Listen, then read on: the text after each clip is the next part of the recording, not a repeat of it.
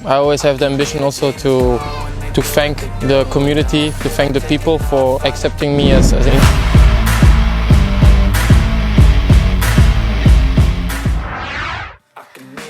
Paspor sudah jadi, Sandy Walsh langsung ikut TC di Bali.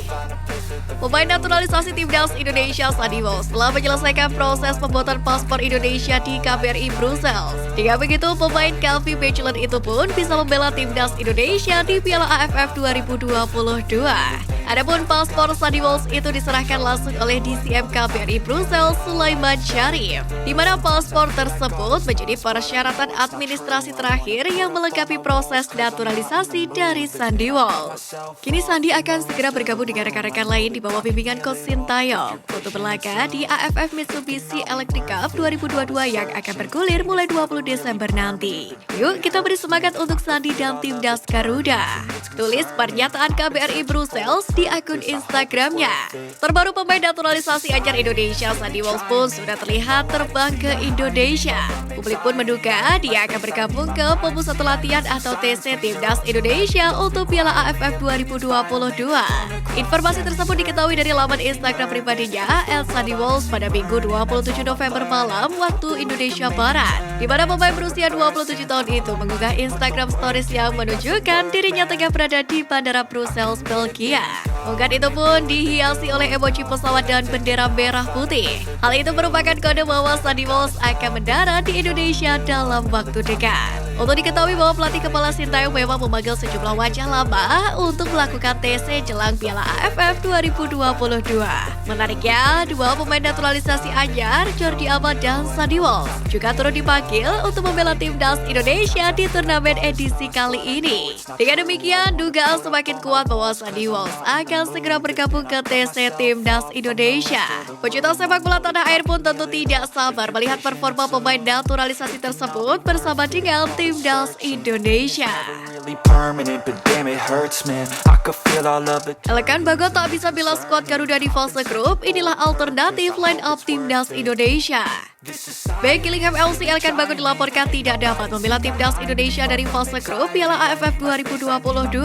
Elkan Bagot disebut-sebut baru bisa bergabung dengan timnas Indonesia apabila tim besutan Sintayong ini lolos ke semifinal dan final Piala AFF nanti. Sepertinya hal tersebut menjadi jalan tengah antara klub Elkan Bagot dengan timnas Indonesia.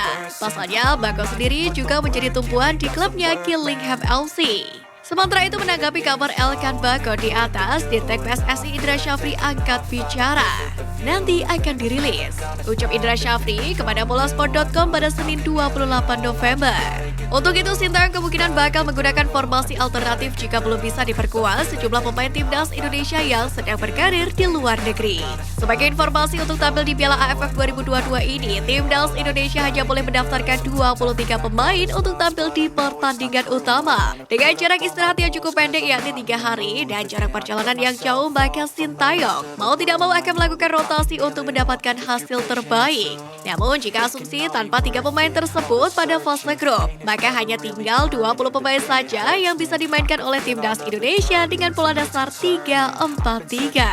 Posisi gawang timnas Indonesia tetap akan dipercayakan kepada Dadio Argawindata. Kemudian di lini belakang timnas Indonesia masih akan diperkuat oleh materi-materi terbaik. Jika bermain dengan 3 bek tengah, maka Rahmat Irianto, Rizky Ridho, dan Fakhrudin Arianto bakal jadi pilihan utama. Sementara 2 pos bek kiri dan bek kanan akan dipercayakan kepada Asnawi Magwalam dan Pratama Arhan.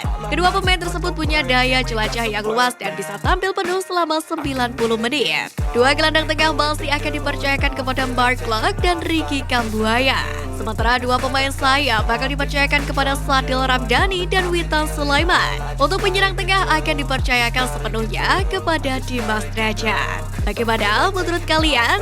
Tentunya kita harus tetap optimis dengan selalu mendukung timnas Indonesia. Dengan persiapan yang tidak panjang dan berhentinya Liga 1, semoga Sintayong bisa mengoptimalkan kemampuan pemain dan membawa pulang trofi ke tanah air.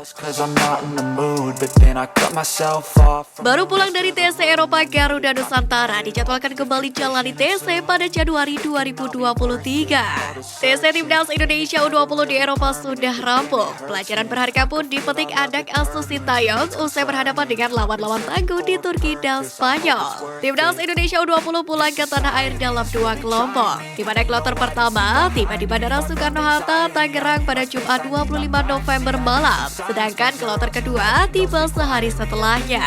Usai tiba di tanah air, para pemain pun akan dipulangkan ke klub masing-masing. Ronaldo Kuate dan kolega akan mempersiapkan diri jelang dilanjutkannya kembali kompetisi yang rencananya dimulai pada 2 Desember 2022 mendatang.